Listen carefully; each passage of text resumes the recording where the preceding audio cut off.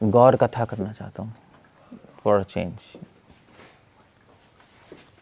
और ये गौर कथा और कृष्ण कथा एक साथ जब होती है तो उसको बोलते हैं स्वप्न अमृत लहरी।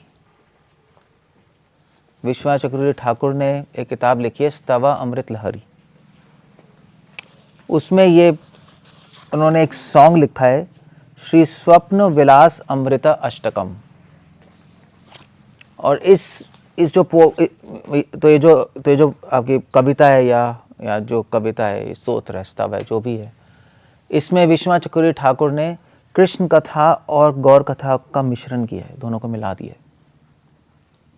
और ब्यूटीफुली आई मीन टू से उनको रेवलेशन ही हुई होगी, उनको ये चीज़ प्रकट हुई होगी, क्योंकि अपने मन से तो ऐसे नहीं लिख सकते कि कृष्ण भगवान और राधा के बीच में डिस्कशंस हो रही हैं और कृष्ण ने राधा को अपना गौरांग रूप दिखाया और राधा विस्मित हो गई उसको देखकर।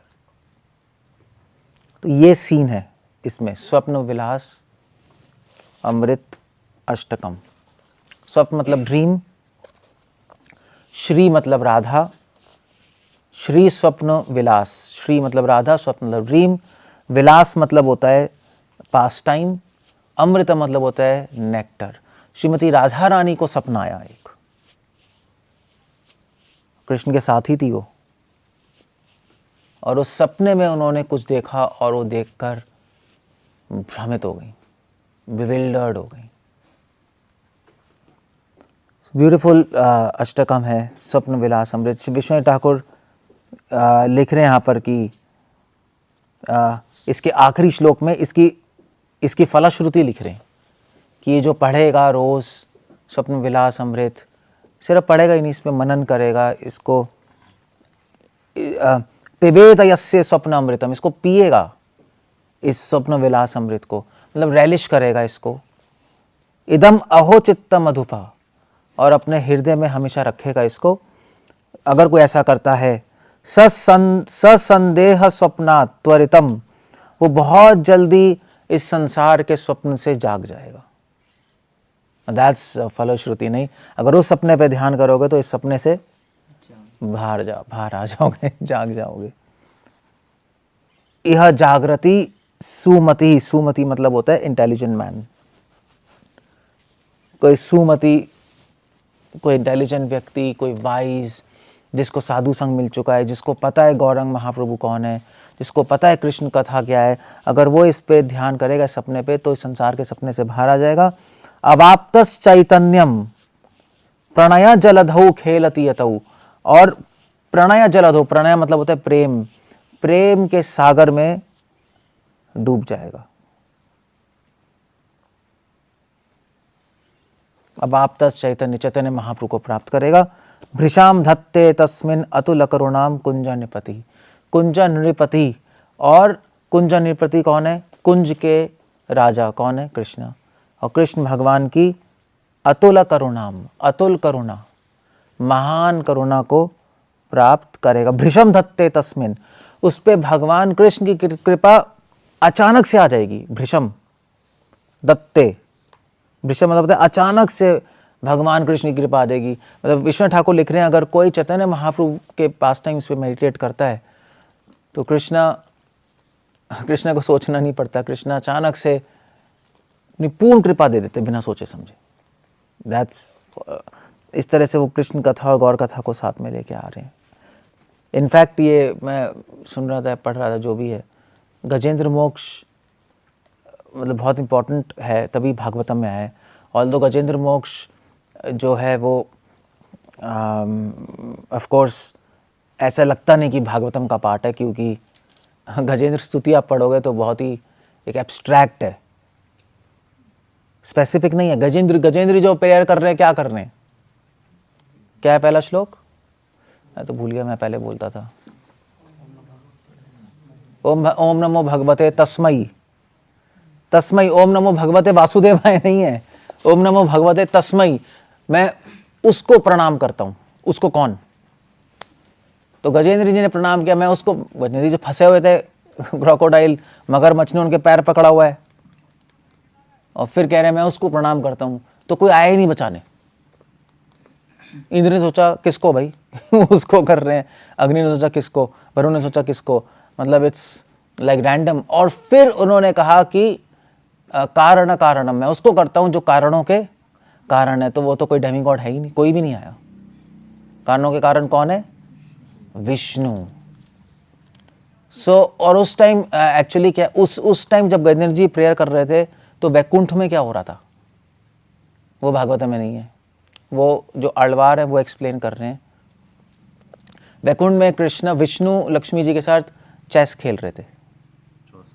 हाँ चेस, चौसर, वो डाइस नहीं होता जो, वो खेल रहे थे।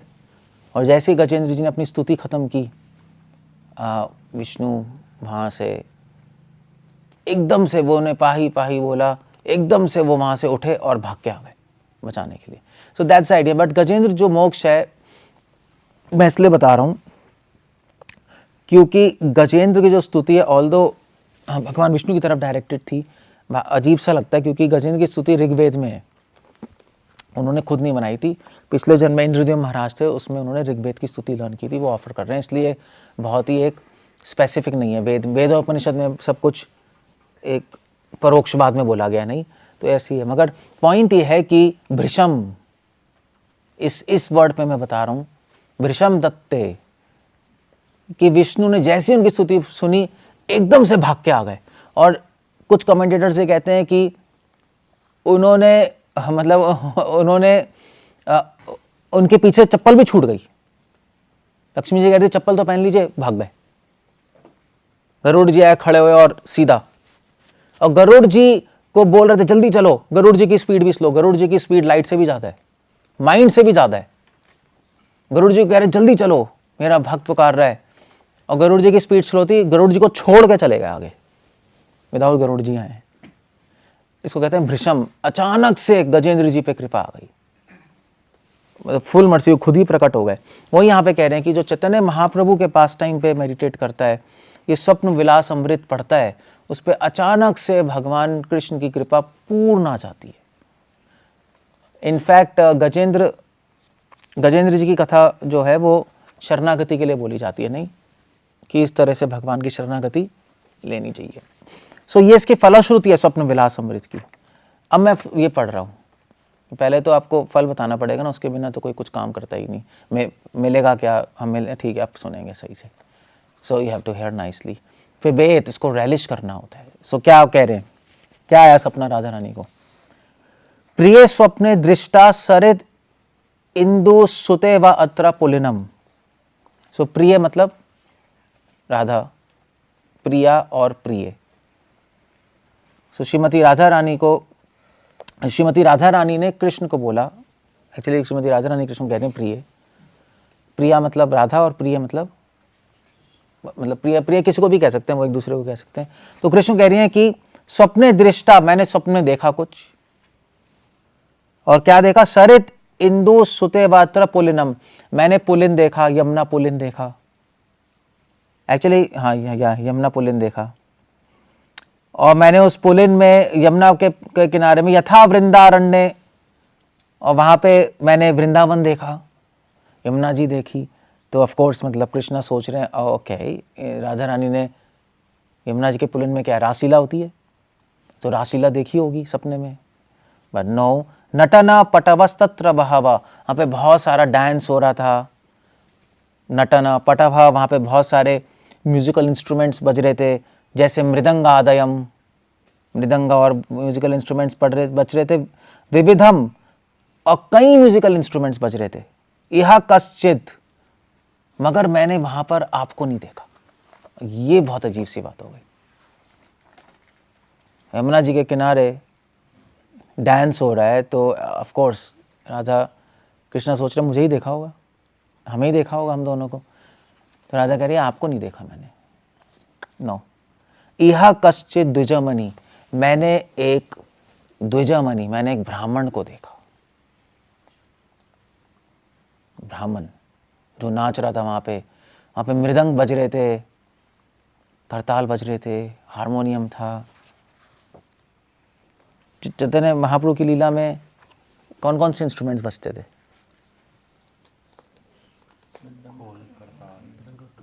मृदंग, करताल, घंटा, घंटा बाजे, शंख, और चैतन्य भागवत में आता है वो क्या कहते हैं, नगाड़ा नहीं होता जो ऐसे वाला नहीं होता, ट्रम्पेट, ट्रम्पेट पो पो पो, वो भी बजाते थे वो लोग।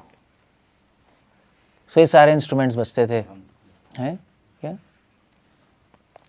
एनीवे मतलब ये इंस्ट्रूमेंट बजते थे। श्रील प्रभुपाद ने एक लेटर लिखा अपने एक डिसाइपल को कि तुम्हारा जो रॉक म्यूजिक, रॉक डांस है सब बकवास है, क्योंकि महाप्रभु की लीला में बजता नहीं था। He wrote that. तो प्रभुपाद लिख रहे हैं कि प्रभुपाद लिख रहे थे don't be more intelligent than him, जो वो इंस्ट्रूमेंट जो जा रहे हैं वही बजाओ। प्रभुपाद को उसको लिख रहे हैं, मतलब ये लेटर बाद में 1970s के एंड में। शुरू में तो प्रभुपाद ने बोला था ठीक है तुम बजाओ गिटार ये सब, तो प्रभुपाद ने रोका नहीं, बाद में फिर प्रभुपाद ने सब बोला। सो बज रहा था, मगर वहां पे ब्राह्मण को देखा। ब्राह्मण कौन था? सविद्युत गौरांगा, और उस ब्राह्मण का कॉम्प्लेक्शन लाइटनिंग की तरह था और गौरांग कॉम्प्लेक्शन था। क्षिपति जगतिम प्रेम जलधौ, और पूरे जगत को प्रेम में डुबा रहा था। श्रीमती राधा रानी ने देखा है, और वो कृष्ण से कह रही है कृष्ण मैंने ड्रीम देखा, ये क्या है? बड़ी अजीब सी बात है। और वो कर क्या रहा था ब्राह्मण जो गौरांग ग्रुप का था? क्या कर रहा था? कदाचित कृष्णेति प्रलपति, कभी कभी कृष्ण कृष्ण बोल रहा था पागलपन में। रुदन करिचित असौ, कभी कभी रो रहा था कृष्ण कृष्ण बोल बोल के। को राधे हा हा स्वाशी इति, और कभी कभी राधा बोल बोल के सांस छोड़ रहा था, हे राधे हे राधा। कभी कभी हा कृष्ण, कभी कभी हा राधा। पतटी प्रोजहति धृतिम, और बोल बोल के जमीन पे गिर जाता था। नटति उल्लासे न क्वचित, कभी कभी नाचता था वो बोल बोल के राधा कृष्ण। अपि गणाई स्वय प्रणय भिस, अपने उनके एसोसिएट्स भी थे, मतलब she is witnessing Chaitanya Mahaprabhu है ना, चैतन्य महाप्रभु की लीला विटनेस कर रही है वो ड्रीम में। त्रिन आदि ब्रह्मांतम, और त्रिन से लेके ब्रह्मा तक, जगत अतितराम रोदयति स, सब उसके साथ रो रहे थे। ये महाप्रभु की लीला। महाप्रभु लीला मतलब क्या कहते थे? I think Gaur Govind Maharaj used to say, Mahaprabhu की लीला मतलब it's a crying school. He was telling, ये स्कूल है जहाँ पे आपको रोना सिखाया जा रहा है। श्रील प्रभुपाद भी लिख रहे हैं नेक्टर ऑफ डिवोशन में, नेक्टर ऑफ डिवोशन प्रभुपाद ही लिख रहे हैं कि there is a small secret to attain Krishna, simply cry for him. Actually वो मुझे बताओ कि भगवान को प्राप्त करने के लिए रोना क्यों होता है? क्या कहते हो? मेरा प्रयास से नहीं होगा बल्कि हार। ओके, चक्कर ये है कि भगवान ने मतलब एक्चुअली श्री संप्रदाय में थोड़ा सा अलग चलता है। श्री संप्रदाय में भक्ति योग को अलग रखते हैं और शरणागति को अलग रखते हैं।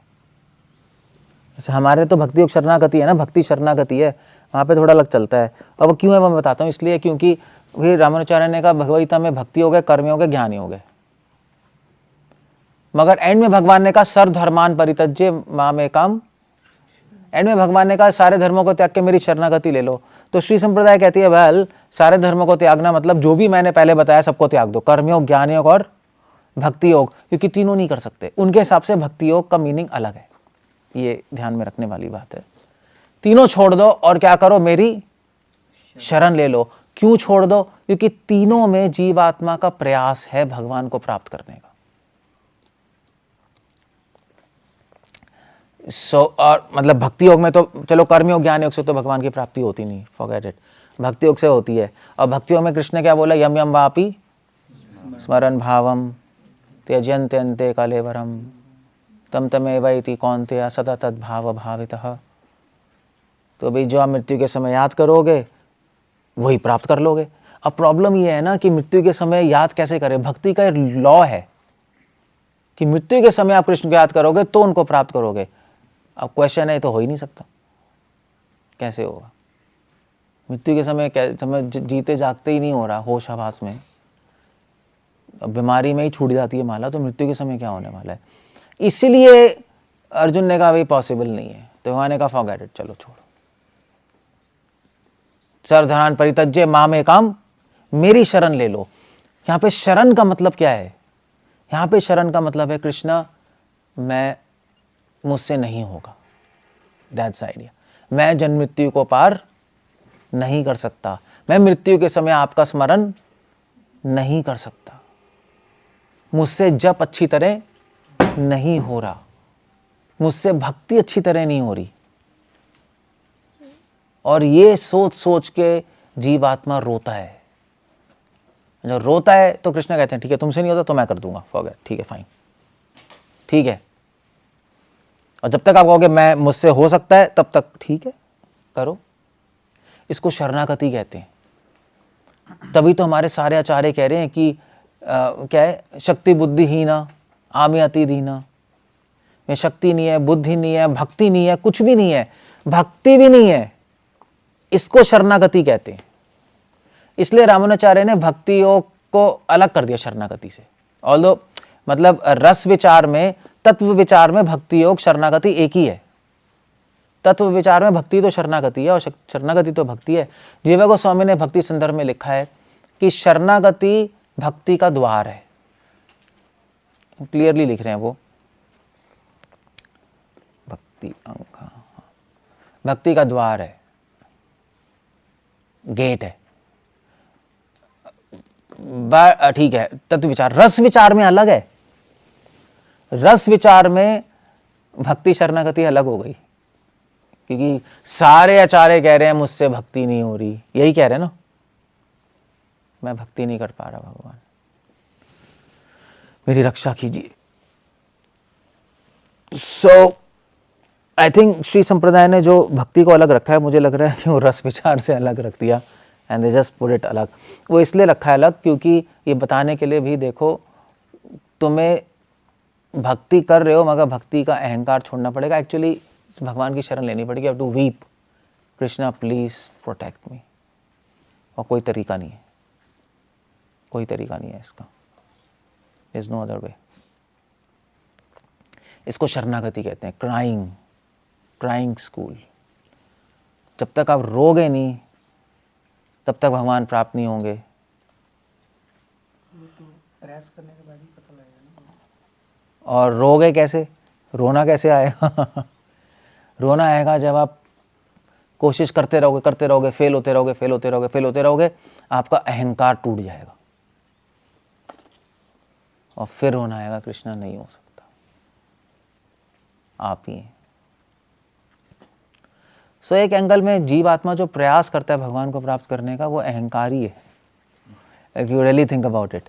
तो क्या इसका मतलब है प्रयास नहीं करना? क्या इसका मतलब प्रयास नहीं करना? क्या कोई प्रयास का कोई रोल नहीं है? अगर प्रयास अहंकार है तो फिर अगर प्रयास अहंकार ही है तो फिर प्रयास ना करें। और अगर प्रयास तो फिर भक्तियों ठाकुर और आचार्यों ने इतनी सारी किताबें लिखी हैं, उसमें कह रहे हैं प्रयास करो, भगवद गीता में आ रहा है यत्न करो, तो फिर वो क्या है फिर? तो इससे हमें पता लगता है कि प्रयास, इसलिए प्रयास हम करते हैं मगर प्रयास करने का अहंकार नहीं होता हमारे हृदय में कि मैं अपने प्रयास से भगवान को प्राप्त कर जाऊंगा। फिर आपका वो प्रयास करना ही क्यों है?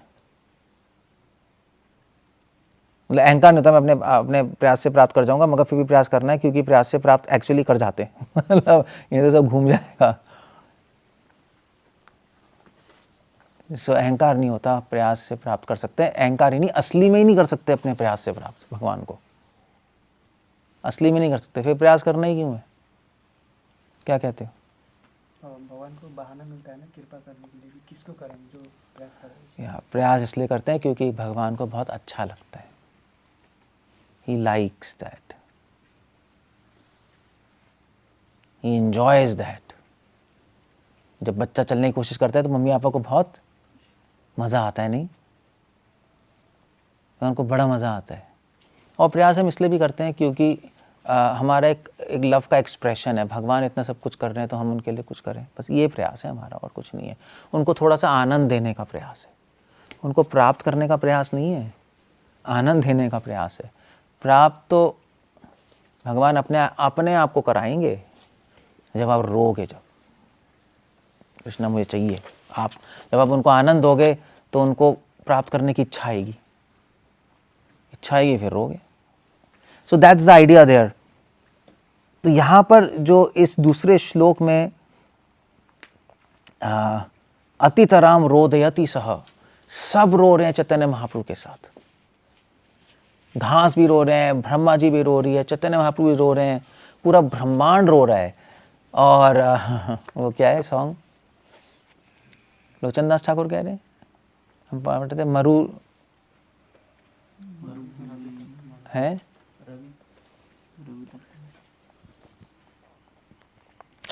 सब रो रहे हैं मगर मैं नहीं रो पा रहा, मैं नहीं समझ पा रहा, न बूझे न क्या कह रहे थे,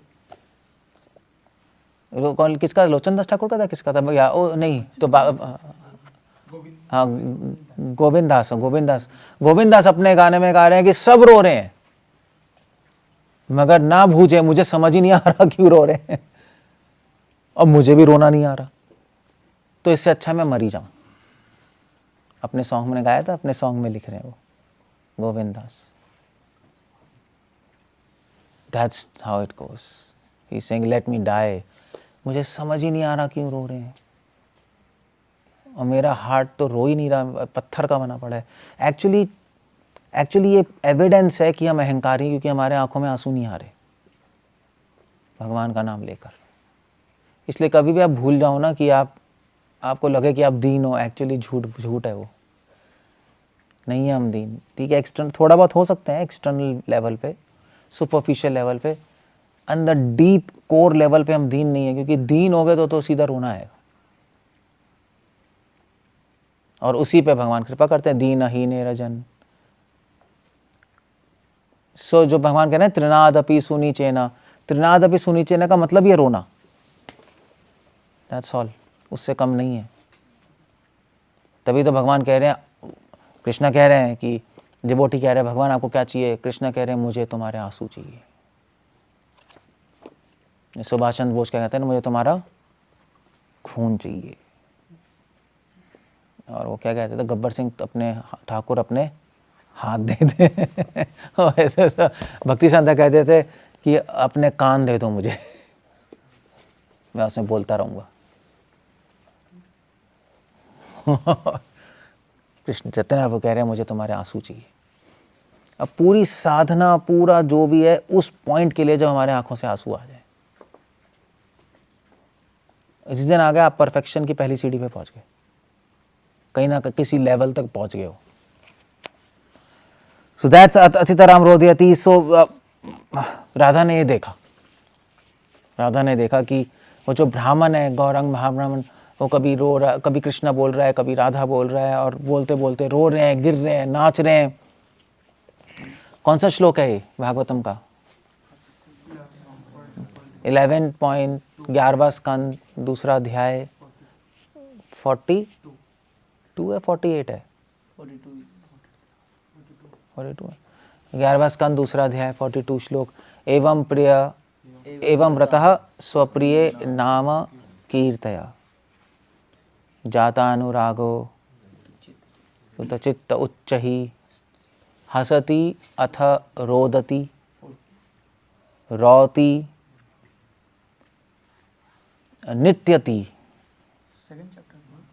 और नित्यति, उसके बाद क्या है, उन्मादवत, सॉरी, रौति गायति, उन्मादवत नित्यति लोक भाई। 11 to 40, हाँ 42 तो मुझे गलत ही लग रहा था। 11 canto 2nd chapter 40th verse।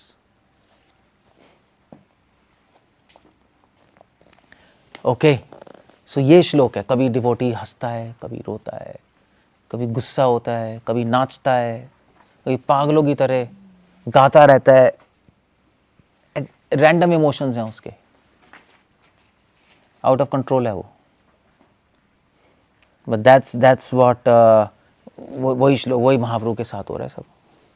अधरा नहीं रही क्या है? श्रील प्रभुपाद लिख रहे हैं कि श्रील प्रभुपाद इसी के पपट में लिखे, प्रभुपाद के डिसाइपल्स लिख रहे हैं कि प्रेम लक्षण इति प्रेम लक्षण, कि ये सारे प्रेम के लक्षण हैं। और संसारधि, कि जब ये प्रेम के लक्षण आते हैं तो संसार नष्ट हो जाता है, खत्म। क्योंकि आपके सारे मतलब पॉइंट इस श्लोक में ये है कि सारे इमोशंस भगवान से लिंक हो गए। ये क्यों कह रहे हैं कभी हंसता है, कभी रोता है, कभी गुस्सा करता है, सारे इमोशंस दिखा रहे हैं जो हमारे में आते हैं। कभी हम खुश होते हैं, कभी दुखी होते हैं, रोने हैं, कभी गुस्सा आता है, कभी बहुत ज़्यादा ही पागल हो जाते हैं, डिस्टर्ब हो जाते हैं, है नहीं, उन्मादवत नृत्यति, है ना, यही है ना, यही हमारे में चलता रहता है। ये सारे इमोशंस भगवान से कनेक्टेड हो गए, भगवान सेंटर में आ गए। इसका मतलब ये है श्लोक का, क्योंकि ऐसे तो सहज्या भी ये करते रहते हैं, कोई भी कर सकता है पागलों की तरह। बट आइडिया ये नहीं है सिर्फ बाहर, अंदर भी कुछ हो रहा है आपकी लाइफ। अब शिला प्रभुपाद तो ऐसा नहीं कर रहे, भक्ति संता भी नहीं कर रहे, तो क्या वो डिवोटी नहीं है? उनको तो दिखाई नहीं दे रहा। काफ़ी वृंदावन में सब जो बाबा जी कहते थे हाँ ये डिवोटी नहीं भक्ति सिद्धांत, क्योंकि है ही नहीं कहीं। ये जब भक्ति ठाकुर राधा कुंड गए थे प्रीचिंग करने, तो वहाँ पे उनके डिसाइपल्स गए, उन्होंने कहा कि बाबा जी है, तो बाबा जी जैसे ही वो एक कोई था 1008 जो भी है, जैसे ही कृष्णा बोलता था उसके मुंह से झाग निकलती थी और आंसू पूरे रोते रहता था, पूरी शर्ट घिली आती थी, रो रो के कृष्णा कृष्णा लेक्चर में बोल बोल के, और 24 घंटे कीर्तन करता था वो, 24 घंटे। तो क्या वो प्योर डिवोटी नहीं है? ये श्लोक है सामने दिखाई दे रहा है। और भक्ति सिद्धांता सरस्वती ठाकुर एक आंसू नहीं और कुछ नहीं हो रहा, तो कौन डिवोटी है फिर? तो ये सिम्टम्स सिर्फ बाहर के नहीं है, इसका मतलब है कि आपके सारे साइकोलॉजिकल इमोशन सब भगवान से कनेक्ट हो चुके हैं। बंधन संसार का यही है, कर्मों के नियम तब तक चलेंगे आप पे जब तक आपके भावनाएं, इमोशंस संसार से कनेक्टेड रहेंगी, तब तक कर्मों के नियम आप पे चलेंगे। जिस दिन आपके सारे साइकोलॉजिकल फंक्शंस, माइंड के इमोशंस भगवान से कनेक्ट हो गए, कर्म खत्म। यही है, बस यही ट्रिक है और कुछ नहीं है। That's all.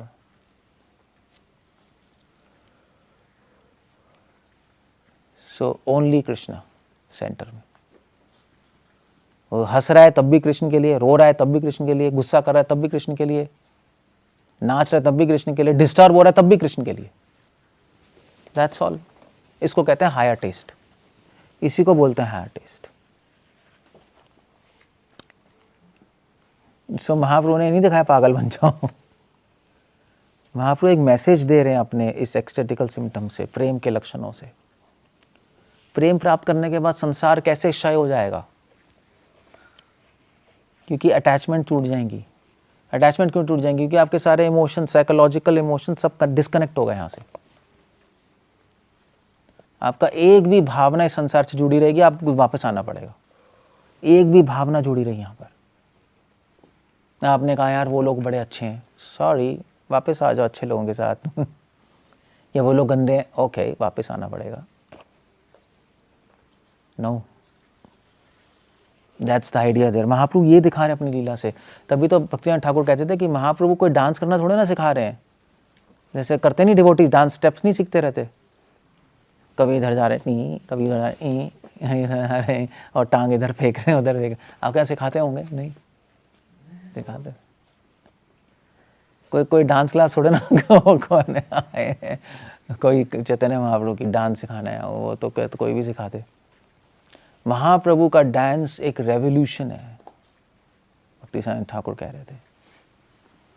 वो दिखाने आए हैं कि लोग माया के ऑर्डर्स पे डांस कर रहे हैं, हम कृष्ण के नाम पे डांस कर रहे हैं। इन्हें माया भी तो नचा रही है, हम नाच रहे हैं कृष्ण के नाम पे। और माया नचाती है तो कभी हंसाती है, कभी रुलाती है, कभी डिस्टर्ब करती है नहीं, तो उसमें इतनी सारे इमोशंस आते हैं। यहाँ पे वो इमोशंस दिखा रहे हैं, हम कृष्ण के नाम पे नाच रहे हैं और हमारे सारी भावनाएं कृष्ण के लिए। That's the idea there. Srila Prabhupada कह रहे हैं कि you have to learn this art, ये ट्रिक लर्न करनी पड़ेगी। आर्ट ऑफ कृष्णा कॉन्शियसनेस यही है। भक्तिनाथ ठाकुर लिख रहे हैं कि अपने इमोशंस भगवान से कनेक्ट करते हैं ना सारे। सो डिवोटीज आके कहते हैं प्रभु जी हम बहुत डिस्टर्ब है। वेल हमारा क्वेश्चन है, आप कभी कृष्ण के लिए डिस्टर्ब हुए हो? What do you say about that? अपने आप से पूछो, हम बहुत डिस्टर्ब है, ये हो रहा है, वो हो रहा है, ये वो कृष्ण के लिए कौन डिस्टर्ब है? या हम रो रहे हैं, बड़े दुखी हैं, कृष्ण के लिए कब रोए हो?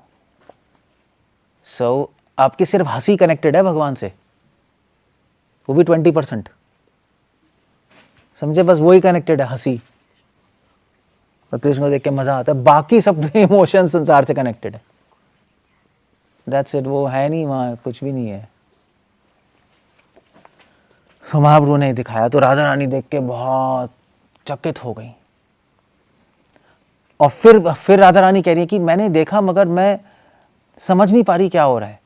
ततो बुद्धिर भ्रांता ममा समझनी प्रेक्ष्य के महो, मेरी बुद्धि भ्रांत हो गई है। भ्रांत समझते हो? विबिल्डर, बुद्धिनाशो प्रणश्यति। क्यों? कृष्ण ने पूछा क्यों? भवेत सोयम कांतः, ये जो ब्राह्मण है कौन है? ये क्या आप हो? राधा रानी कह रहे हैं क्या आप हो? कांतः, या आप कृष्ण आप ही हो? क्यों? क्योंकि वो जो ब्राह्मण है वो राधा राधा बोल रहे हैं ना, तो इसका मतलब कृष्ण है। या किमयम अहम एव अस्मि न पर, या वो मैं हूं? क्योंकि वो ब्राह्मण कभी कभी कृष्ण कृष्ण भी बोल रहे हैं। कृष्ण कृष्ण तो मैं बोलती हूँ, राधा राधा आप बोलते हो, और वो दोनों ही बोल रहे हैं। मुझे समझ नहीं आ रहा वो आप हो मैं हूं, मतलब ये इतना तो समझ गए राधा कि वो कृष्ण के कोई अवतार है। Of course I mean to say Krishna कोई थर्ड पर्सन को तो दिखाएंगे नहीं राधा को, इतना तो समझ गई वो स्वयं कृष्ण का ही कोई अवतार है। मगर वो कृष्ण है या वो राधा है, वो खुद है, वो समझ नहीं आ रहा। क्योंकि राधा नहीं ये नहीं सोच पाई कि कृष्णा भी कृष्णा कृष्णा बोल सकते हैं। That's a whole point. She was bewildered। अहम चेत क्वा प्रयान मम स किला चेत क्वा अहम इति में, तो कह रहे हैं कि वेल अहम चेत क्वा प्रयान, वो मैं हूं या आप हो या हम दोनों हैं, मुझे कुछ समझ नहीं आ रहा। ब्रह्मो भुव भूयान अभवत अथ निद्राम गतवती, और मैं सोच के फिर दोबारा सो गई। सपना आया, उठी और सोची, मैंने देखा क्या देखा, सो गई, मुझे कुछ समझ नहीं आया, मैं बेबिल्डर हो गई। तो अब कृष्ण से पूछनी है क्या था ये, अब कृष्ण आंसर कर रहे हैं उसको क्या था ये। तो कृष्ण यहाँ पे कह रहे हैं कि इति प्रोच्य प्रेष्ठाम क्षणम अथ प्रमृश्य रमणो, रमणो मतलब कृष्ण जब उन्होंने सुना अपने प्रिय से राधा रानी से, परामृश्य तो थोड़े से हंसे वो, थोड़े क्षणम परामृश्य, स्माइल नहीं, थोड़ा हंसे। उन्होंने कहा ओके, ये समझ गई है कि मेरा कौन सा अवतार होने वाला है। राधा रानी समझ गई हैं, तभी हंसे वो। राधा रानी से क्या छुपा है?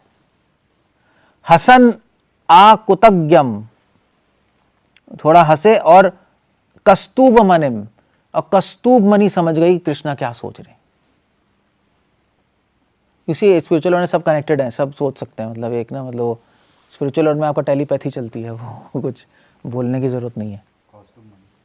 कस्तूब मनी समझ गई कृष्णा क्या सोच रहे हैं।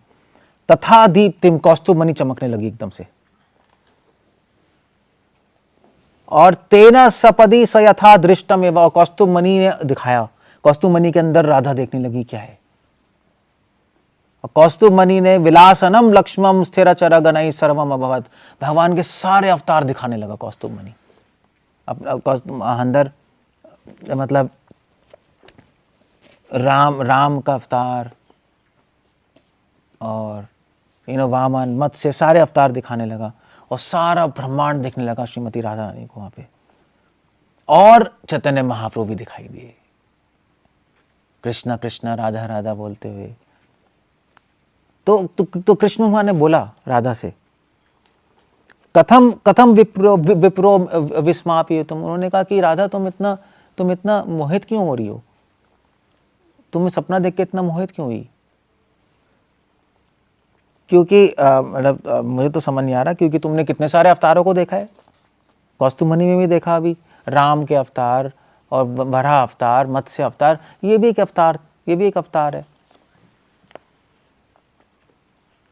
तो सब कुछ देख के राधा ने फिर बोला कौस्तुभ मणि में, विभाव यथा प्रोचे प्रियतमा मया ज्ञातुम अखिलम, उन्होंने बोला कि हाँ मया ज्ञातम अखिलम, अब मुझे सब कुछ क्लियर हो गया है कि ये ब्राह्मण कौन है, और क्यों कभी कभी राधा बोल रहा है, क्यों कभी कभी कृष्ण बोल रहा है। तवा आकूतम यत त्वम स्मितम, मुझे लगता है कि ये जो व्यक्ति है ये तुम ही हो कृष्णा, ये मैं नहीं हूं, ये तुम हो। She could understand. तत्त्वमसि सह स्फुटम यत नावादिर यद अभिमतिर अत्रापि अहमिति, मगर तुमने मेरा भाव ले रखा है, तुम्हारे अंदर मैं भी हूं। ये बड़ा अजीब सा अवतार है कि आप हैं मगर आपके अंदर मैं भी। स्फुरंति में तस्माद अहम अपि स एवति अनुमिमे, मैं भी आपके साथ हूं, मुझे अब समझ आ गया है। इसलिए गौरांग महाप्रभु को मिलित अवतार कहते हैं। नहीं, राधा कृष्ण प्रणय, श्री कृष्ण कवि स्वामी लिख रहे हैं दोनों साथ में है। हाँ, ये बड़ा अजीब सा अवतार है, दोनों साथ में आए हैं, एक ही तनु में, एक ही शरीर में। यद्यपि अस्माके नाम रति पदम इदम कस्तूभमणिम, तो राधा रानी ने फिर बोला, प्रदीप यात्रैव अखिल जीवान अपि भवान, जिस तरह कस्तूभ मणि ने मुझे सब कुछ दिखाया है, आपके इस अवतार के बारे में रहस्य बताया है और पूरा ब्रह्मांड दिखाया है, उसी प्रकार आपका ये जो अवतार है वो पूरे ब्रह्मांड को प्रेम में डुबो देगा। तो एक्चुअली चैतन्य महाप्रभु ने जो प्रेम लीला की है यहाँ पर, वो राधा रानी के आशीर्वाद से हुआ है। राधा रानी के आशीर्वाद से चैतन्य महाप्रभु ने संसार में प्रेम को बांटा है। उनके आशीर्वाद से हमें कृष्ण चैतन्य महाप्रभु का प्रेम प्राप्त हुआ है। जैसे स्टोरी आती है आपके जगन्नाथ जी के प्रसाद की आती है ना, कि जगन्नाथ तो पार्वती ने कहा था ना कि जगन्नाथ जी का प्रसाद चंडाल को भी मिलेगा कलयुग में, फ्री में बटेगा। ऐसी राधा रानी ने बोला कि आपका ये प्रेम सबको बटेगा, जो योग्य अयोग्य कोई भी हो, सबको प्रेम मिलेगा, पूरा जगत प्रेम में डूब जाएगा।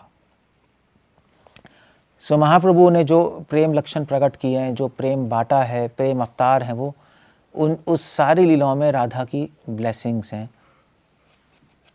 इसलिए हमें आज प्रेम प्राप्त हो रहा है, हो सकता है हमें प्रेम प्राप्त।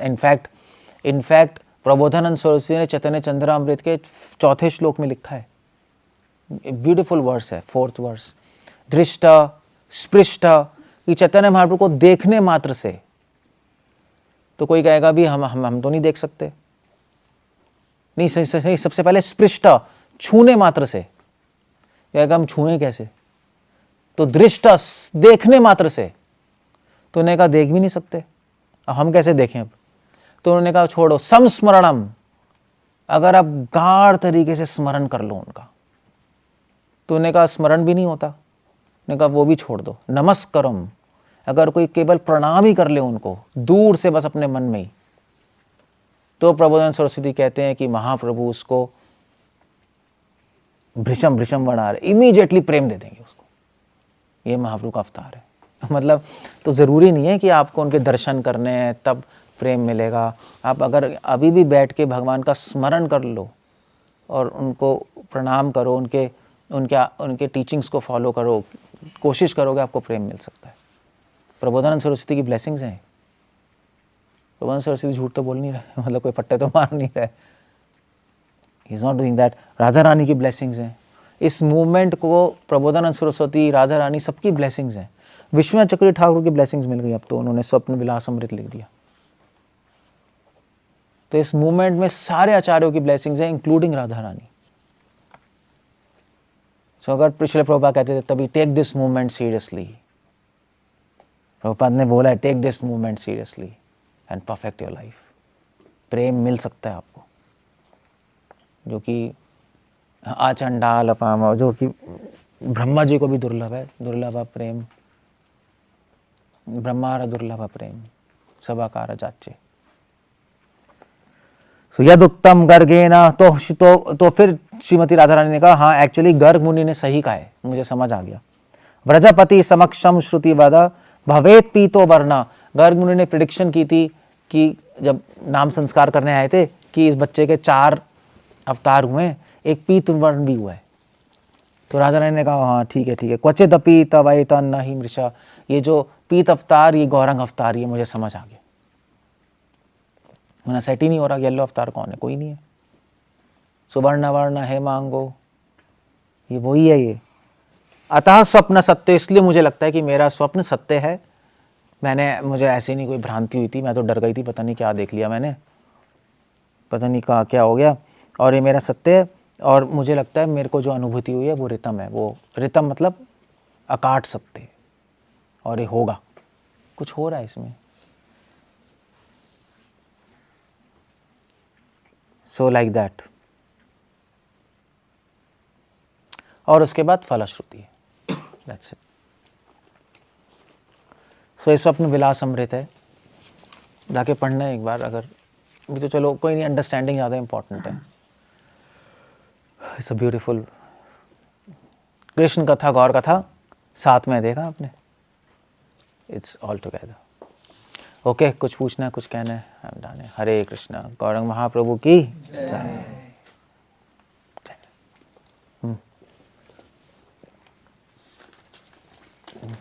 कुछ कहना है किसी को?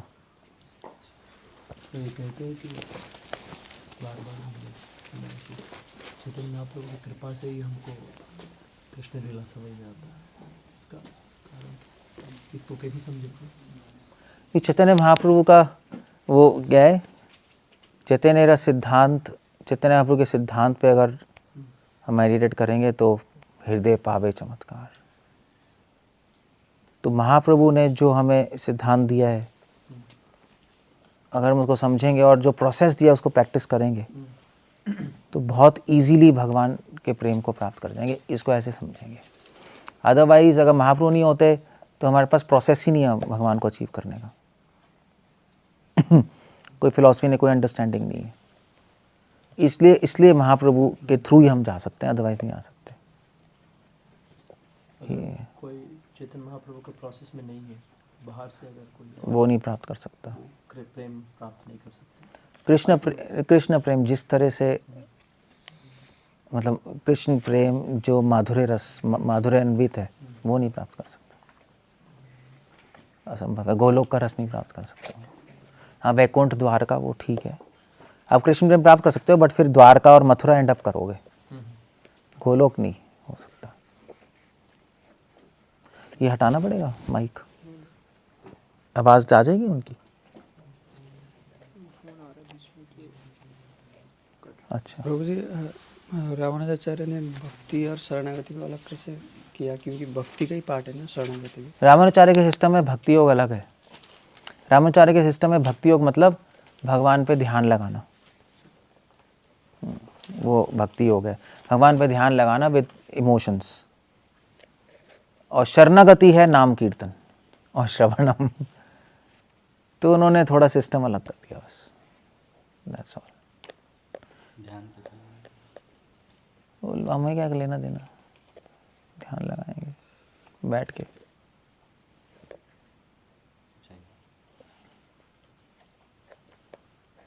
मतलब भक्ति योग में उन्होंने कहा कि हमारा जीवात्मा का एक अपना प्रयास है। उस भक्ति योग में उन्होंने कहा अहंकार आ जाता है प्रयास का, शरणागति में अहंकार नहीं रहता। थोड़ा डिफरेंस कर दिया। तो अब महाप्रभु ने कहा वेल ये सब कॉम्प्लिकेशन क्या करनी, भक्ति योग ही कर रहे हैं। और तो बस भक्ति योग में समझना है आपको, भक्ति का अहंकार नहीं होना चाहिए। तो उन्होंने अलग कर दिया ये समझाने के लिए, अहंकार नहीं होना चाहिए। उन्होंने एक ही में बोल दिया कि अहंकार नहीं होना चाहिए। एक ही बात है, it's not a big deal, कोई बड़ी बात नहीं है। कॉन्सेप्ट ये है बस।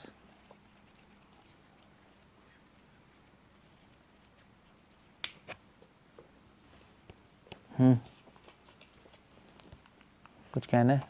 Otherwise will and up here. ये क्राइंग किस अपने लिए रो रहा है, भगवान के लिए रो रहा है? आप ही बताओ। अपने लिए मतलब अपने आप को निकालने के लिए, संसार से निकलने के लिए, सेपरेशन में रो रहा है, भगवान की सेवा में मिल रही है। वेल रोते क्यों हैं हम? क्योंकि अपने लिए तो कोई रोता नहीं। अपने लिए तो नहीं रोते, अपने लिए तो स्वार्थ हो गया, वो तो पहले ही ख़त्म है। अपने लिए रोना मतलब भक्ति में ही नहीं है। भगवान के लिए रो रहा है कि कृष्णा, भगवान को दुख है कि हम फंसे हुए यहाँ पर, तो हम यहाँ से निकलेंगे तो उनको खुशी पहुँचेगी ना, इसलिए रो रहा है वो। और वैसे भी इसलिए रो रहा है कि भगवान की सेवा प्राप्त करने के लिए। हम भगवान की सेवा प्राप्त करना चाहते हैं, उनके धाम में डायरेक्ट सर्विस, इसलिए रो रहा है कि कब मैं आपकी सेवा करूँगा। प्रयास करने के बाद तो भी रोएगी, मैं अपने प्रयास से जा नहीं पा रहा हूँ। तो कि मैं नहीं जा पा रहा हूँ। अपना हट जाता है, यही तो मिस्ट्री है। आप अपने बारे में सोचोगे, आप बंधन में हो अभी केवल, तो मैं नहीं जा पा रहा तो उससे क्या फ़र्क, भगवान कहेंगे तो उससे क्या फ़र्क पड़ता है, तुम नहीं जा पा रहे तो फिर तो हम नहीं जा पा रहे, हमें इसलिए सिर्फ इसलिए रोना नहीं आ रहा, इसलिए रोना आ रहा है क्योंकि हम जाके भगवान की सेवा नहीं कर पा रहे और भगवान को आनंद नहीं दे पा रहे पूर्ण रूप से, भगवान की टेंशन कम नहीं कर पा रहे। वो ऐड होना चाहिए, अदरवाइज़ तो सब गेम ख़राब हो जाएगा। फिर तो आपकी मोक्ष की इच्छा आ गई। अब मोक्ष की इच्छा तो पहली भागवतम कह रही है, प्रोजिता का ही तो वो निर्मत शरणाम सताम, है ना। यही है। वैसे समझ सकते हैं कि मैं आपकी सेवा नहीं कर पा रहा अच्छी से, है ना, इसलिए रो रहा है वो। मैं आपकी सेवा नहीं कर पा रहा, मैं आपकी सेवा साक्षात, डायरेक्टली, इनडायरेक्टली, सब तरीके से सेवा करना चाहता हूँ, इसलिए रोना आ रहा है, अच्छे से सेवा नहीं हो पा रही, दैट्स व्हाई आपको आनंद नहीं दे पा रहा। यही है, दैट्स ऑल। हम अपने में घुस जाते हैं ना बार बार, प्रॉब्लम बहुत बड़ी है और ये प्रॉब्लम करोड़ों जन्मों से है, एक जन्म की बात नहीं है, इसलिए इससे निकलना एक बहुत बड़ी मिस्ट्री है ये, कि अपने में घुस जाओगे आप वापस दोबारा। तो हमें कैसे पता लगेगा कि हम अपने लिए रो रहे हैं भगवान के लिए, कैसे पता लगेगा? मैं खत्म हो गया, फिर अपनी एग्जिस्टेंस अपने आप को अरे प्रैक्टिकली कैसे पता लगेगा? सोच साच के तो आप कुछ भी कर सकते हो, अपने बारे में सोचने में निकल गया। फिर भगवान की दृष्टिकोण, भगवान को क्या प्रिय है वही सोचना। वो पता कैसे लगेगा? नहीं तो कंसेप्चुअली रियलाइजेशन। क्या कहते हैं? भगवान के सर्विस में टेंशन हो जाएगा। हाँ ठीक, वो तो अभी भी हो, वो तो सिर्फ वो नहीं है ना, हम रोने की बात कर रहे हैं, वो तो चलो वो तो होगा ही होगा, ठीक है, मेरे को उससे पता नहीं लगता, सेवा ज़्यादा मुझे नहीं पता करनी है लगता। साथ में। सेवा तो नियोफाइट भी ज़्यादा करता है, छोड़ो, उससे नहीं पता लगता कुछ। गधों की तरह भागने से नहीं पता लगता कि वो ज़्यादा एडवांस्ड है या नहीं, वो भी होता है। सिर्फ एक ही तरीके से पता लग सकता है, अगर आप रोगे और रोने में भगवान का स्मरण चालू हो गया, इसका मतलब वो भगवान के लिए रो रहे हैं। आपने कहा था ना भूल जाएंगे, तो क्या होगा फिर? भगवान के रूप गुण लीला प्रकट हो जाएंगे बहुत फोर्सफुली, आप हटा नहीं पाओगे उसको, इसका मतलब भगवान के लिए रो रहे हैं।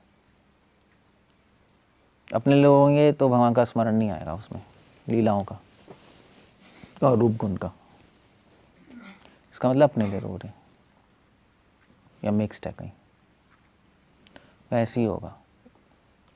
ये एब्सोल्यूट प्रमाण है।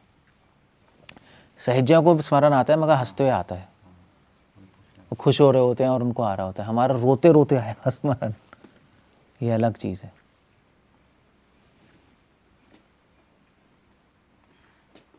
भगवान के लिए रोगे तो भगवान का स्मरण आएगा, अपने लिए रोगे तो अपना आएगा, सिंपल, कौन सी बड़ी बात है, एज सिंपल एज दैट।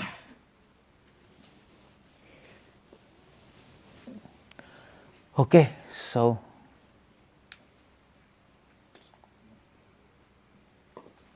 और वैसे भी महाप्रभु के टाइम तो अगर आप भगवान के लिए रो रहोगे तो जब कृष्णा शब्द सुनोगे तो शांति मिलेगी आपको, ये महाप्रभु के साथ तो ऐसे होता था। कृष्ण के लिए रो रहे हैं, जब कृष्ण नाम सुन रहे हैं तो परम शांति, वो शांत हो जाते हैं। तो इसका मतलब कृष्ण के लिए रो रहे थे, सिंपल हो गया। That's all. कभी कभी कृष्णा शब्द, कृष्णा नाम सुन के और रोने लगोगे तो कृष्ण नाम के साथ सब लिंक्ड होगा और कृष्ण स्मरण के साथ लिंक्ड होगा सब, वरना अपने लिए रो रहे हैं हम। कहीं ना कहीं मिक्स्ड है, तो कहीं ना कहीं मोक्ष की इच्छा है, कृष्णा मुझे निकाल दीजिए। भागवतम पहले कह रही है भाई इसको छोड़ना पड़ेगा। That's all. ओके, अपने आप को छोड़ना सबसे मुश्किल काम है, वो कहाँ छूटेंगे। तो करोड़ों जन्मों से हम फंसे पड़े हैं इस चीज़ों में, जन्मों से, सालों से नहीं। Okay, so that's it. मेरा क्वेश्चन था कि सारे इमोशन, मतलब बहुत सारे इमोशन है, सब कैसे भगवान से कनेक्ट होंगे? कहीं ना कहीं तो कमी रह जाएगी। ये सब कहते हैं ना, सारे तार जोड़ दो सारे तार जोड़ने पड़ेंगे। कोई सहजे वाला सॉन्ग चाहिए, भरत बताना जरा। सारे तार जोड़ दो, कुछ करना पड़ेगा। धीरे धीरे प्रैक्टिस से होगा, प्रैक्टिस से होगा। नृत्यनाथ ठाकुर कहते रहे, काम कृष्ण अर्पणे, क्रोध भक्त विद्वेषी जने, लोभ साधु संगे हरि कथा, मोह कृष्ण विस्मरणे। तो सारे धीरे धीरे एक एक इमोशन भगवान से जोड़ने होंगे, वो प्रैक्टिस करनी पड़ेगी, और संसार से तोड़ने होंगे, वो प्रैक्टिस है वो। तभी तो अभी तो हम कहते हैं कि, तभी तो कहते हैं ये हर्ट बर्ट होना भूल जाओ, ये सब बकवास बातें हैं। अब अभी भी आपके तार जुड़े हुए हैं संसार से ही। मैं हर्ट हो गया, मैं हर्ट हो गया, हट हो गया, हट हो गया, हट यार यहाँ से यही है चक्कर। तू हर्ट होता है, हट यहाँ से तंग मत कर तू, यही है बस। क्या है, नॉनसेंस है। अब ये इमोशंस मतलब आप संसार से जुड़े हुए हैं ना, तभी तो चीज़ें चल रही हैं। या भैया मम्मी पापा, क्या लगा रहे हैं मम्मी पापा यार। अगर डिवोटी नहीं है तो ठीक है, डिवोटी है तो ठीक है, that's okay, you can talk, but heart में कनेक्शन नहीं होना चाहिए। कहीं ना कहीं कनेक्शंस हैं, उनको पर्पसफुली तोड़ना होता है उनको, और भगवान से जोड़ना होता है उनको। तो उसके लिए प्रैक्टिस चाहिए, उसके लिए कॉन्शियस अवेयरनेस चाहिए, उसके लिए कॉन्शियस एफर्ट लगाना पड़ता है अंदर। धीरे धीरे टूटती रहती है, वहाँ कनेक्ट होता रहता है, बस ऐसी ही है। ये जो आज चैतन्य लीला में श्री रंगम में जो ब्राह्मण जब रो रहा था गीता पकड़ करके, तो उस बात से हम प्रेरणा ले सकते हैं शरणागति की। नहीं, वो तो चलो, वो तो ये कहते हैं लोग कि रो रहा था वो, है ना, तो हमें भी ऐसे रोना चाहिए। एक्चुअली वो ब्राह्मण ने गीता उल्टी पकड़ी हुई थी, उल्टी पकड़ी हुई थी बाय द वे, और वो पढ़ रहा था तो सारे उसके फ्रेंड्स हंस रहे थे, ये इसको तो संस्कृति पढ़नी नहीं आती, उल्टा ही पकड़ा हुआ है तो क्या पढ़ेगा। तो महाप्रभु ने देखा कि वो रो रहा है, और वो पिक्चर देख के रो रहा था भगवान की। तो महाप्रभु ने कहा ये डिवोटी है। तो उन्होंने पूछा पहले तुम क्यों रो रहे हो, पहले पूछा उन्होंने। महाप्रभु ने कहा भाई कौन सेंटिमेंटल पागल है, पहले पूछा क्यों। तो उसने बोला मैं इसलिए रो रहा हूँ ये देखकर कि कृष्ण जो ब्रह्मांड के स्वामी हैं वो कृष्ण के रथी बने हुए हैं, सॉरी हाँ, अर्जुन के रथी बने हुए हैं, सारथी बने हुए हैं। तो अब सारथी बने हुए हैं तो मुझे इसलिए रोना आ रहा है, सोच सोच के कि कृष्णा ने इतनी हम्बल सर्विस ले ली है अपने भक्त की, और कितना भक्त वात्सल्य है, और भगवान में कितनी दीनता है, भगवान के गुणों के स्मरण कर करके उसको रोना आ रहा था। तो यही हमें शिक्षा मिलती है कि अगर हम भगवान के गुणों को अप्रिशिएट करेंगे, वो हार्ट से अप्रिशिएट कर रहा था, रोना तो बहुत सेकेंडरी चीज है, रोना होना हो उससे फर्क नहीं पड़ता, वो हार्ट से अप्रिशिएट कर रहा था। तो आपने देखा यस, इसके हृदय में झांक के देखा कि भगवान के गुणों को ये अप्रिशिएट कर रहा है। पूरी गीता पढ़ने का सार ही तो है कि भगवान के गुणों को अप्रिशिएट कर पाए हम, वरना गीता का मतलब ही क्या है, भगवान के रूप गुण लीला को ही हम अप्रिशिएट, चलो अप्रिशिएट ही है, अप्रिशिएट कर पाए, यही सार है और कुछ नहीं है। और वो वहाँ पहुँच गया वो। तो महाप्रभु ने कहा तुम डिवोटी हो, बस दैट्स ऑल, वो इतना ही है और कुछ नहीं है। तो या दैट्स अ होल पॉइंट है। इसी तरह लेना पड़ेगा और कुछ नहीं है। तो हमें क्या सीखने को मिल रहा है कि हम भी भगवान के गुणों को एप्रिशिएट करें, उनका स्मरण करें, भगवान की लीलाओं को, गुणों को, और उनको अपने हृदय में लें।